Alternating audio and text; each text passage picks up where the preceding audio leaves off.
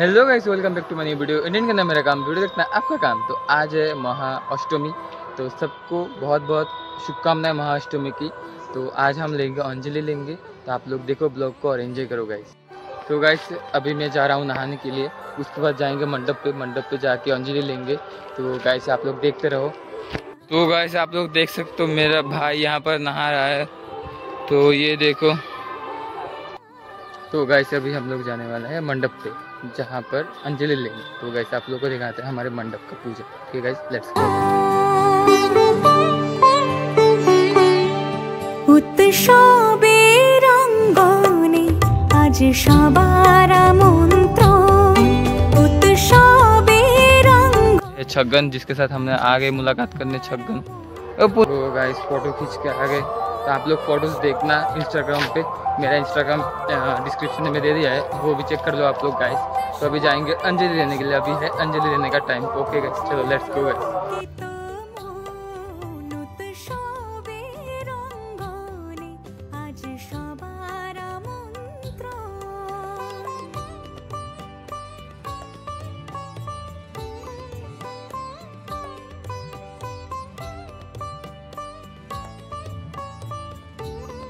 NaMo दक्षयज्ञ विनाशिनी Mahadev.